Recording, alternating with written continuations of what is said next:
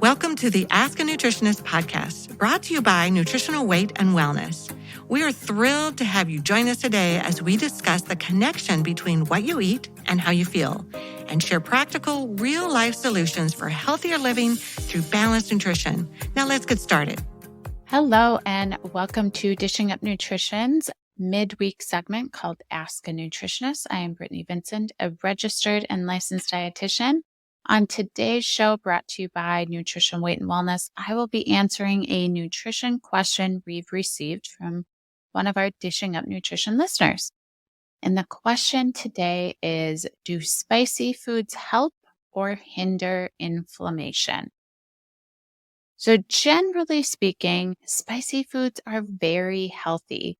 And usually when people think of spicy foods, they're often referring to spicy peppers found in foods. Spicy peppers contain something called capsaicinoids, which include the compound capsaicin. And that's a chemical component of peppers that actually create that spicy taste that you get. And research has shown that capsaicin has a variety of different health benefits, including in improving inflammation, which is what the listener's original question was. So I want to elaborate on all of that today. I found it interesting in doing research that capsaicin is actually the main ingredient in a lot of different ointments, lotions, patches that are used for pain relief. And capsaicin actually reduces the pain signals from nerve endings to your brain. Other benefits of spicy foods, specifically that include capsaicin from the spicy peppers. Capsaicin supports normal circulation, blood flow, and just overall cardiovascular health, as well as decreasing the risk of heart disease. And this is likely due to the anti-inflammatory properties of capsaicin. You may have heard that eating spicy food is good for weight loss. And yes, that is true. So eating spicy food actually promotes a healthy metabolism and fat burning. According to a meta-analysis of 90 different studies, that's a lot. This meta-analysis looked at the role of capsaicin in weight management and found that spicy foods reduce appetite and they increase energy expenditure. Capsaicin can enhance your digestive health. It actually supports the growth of friendly, good, healthy microbes to promote more diversity in our microbiome. Capsaicin has antibacterial properties as well. So, because of these antibacterial properties and supporting our gut health, it also helps to boost our immune function. You may have heard us talk about in the past that the majority of our immune system is actually found in our gut.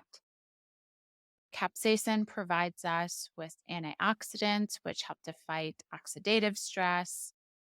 And there are more than one study that have found that eating spicy foods may potentially reduce the risk of premature death. In one study, it compared adults who ate spicy foods less than once a week to those that consumed spicy foods 6 or 7 days a week, benefited from a 14% reduced risk for total mortality.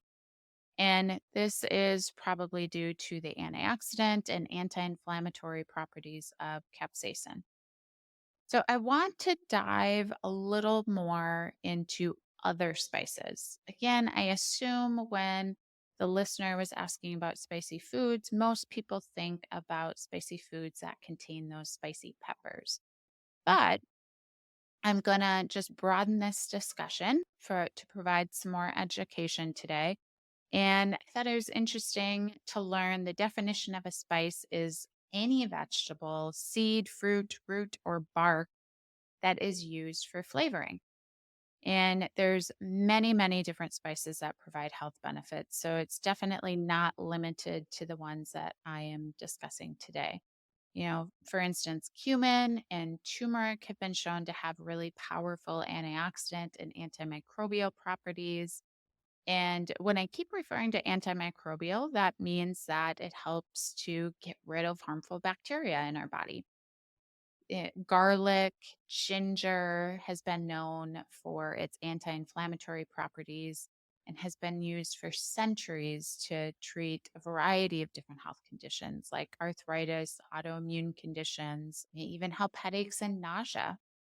So I mentioned turmeric just a little bit ago, and I want to dive into that more because I'm sure most of you listeners have heard about turmeric or curcumin in recent years in the media and all of the different benefits it provides. And it's true, it is very, very good for us. So, turmeric is the yellow spice that gives curry its color, and curcumin specifically is the main active ingredient in turmeric. And curcumin has really powerful anti-inflammatory properties and is a strong antioxidant.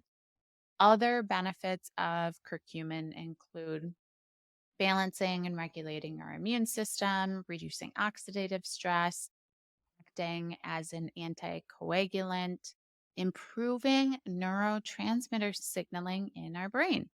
Curcumin also supports detoxification, and, more research is really needed on curcumin and the mechanism of which that it works.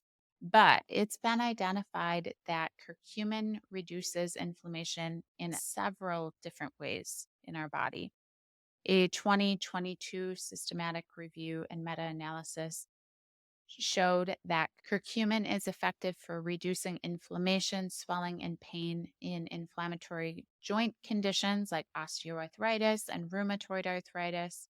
I would say that as far as supplementing with curcumin, that is one of the most common reasons why I recommend it to my clients is to help with the inflammation and the pain associated with arthritis, whether that be osteo or rheumatoid arthritis.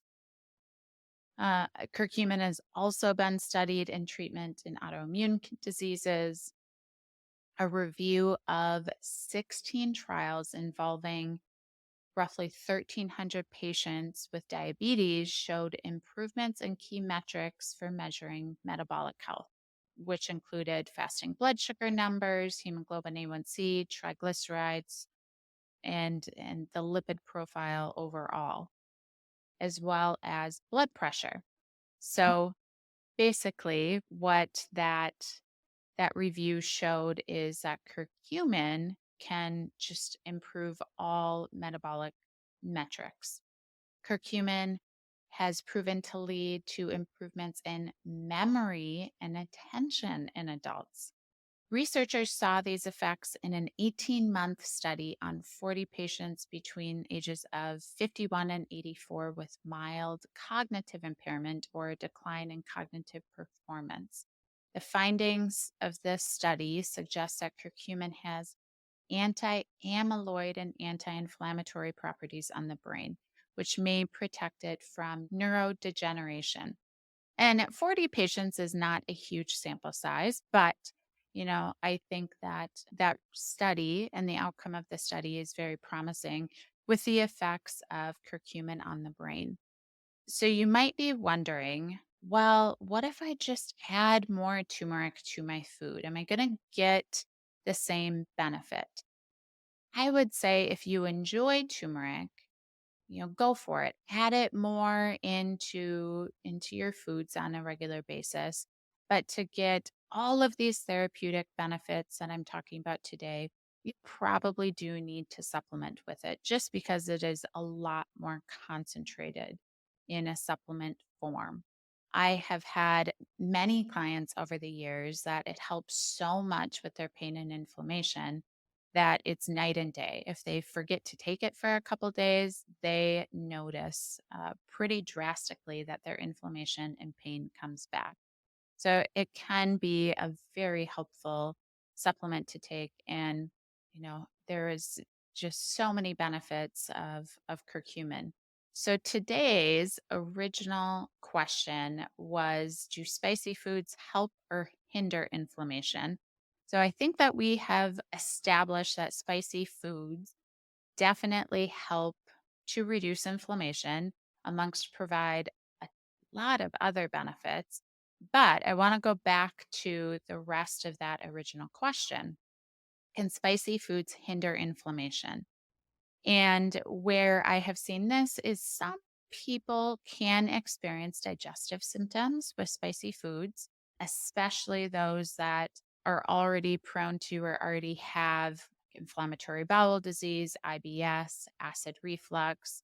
And I see this more when I initially meet with clients. And what I have clinically found is once we establish what the root cause of or the root causes of the digestive symptoms are, and we heal the gut, people are generally able to tolerate spicy foods a lot better. And sometimes they have no problem with spicy foods at all. Again, after they have done some gut healing.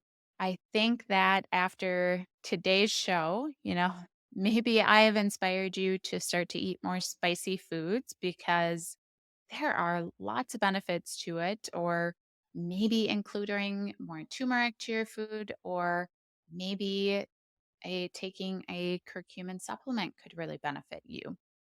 But I do want to thank you for listening to Dishing Up Nutrition's Ask a Nutritionist. If you have a question you would like us to answer, we invite you to join our Dishing Up Nutrition Facebook community by searching Dishing Up Nutrition on Facebook. This private group is moderated by nutritional weight and wellness nutritionists and nutrition educators and provides our Dishing Up Nutrition listeners with a safe, supportive community to ask questions, share ideas, and get inspired. Once you're a member of our community, we invite you to join the conversation and share your questions with us. So please don't be shy. If you have a question, just let us know, and we look forward to hearing from you.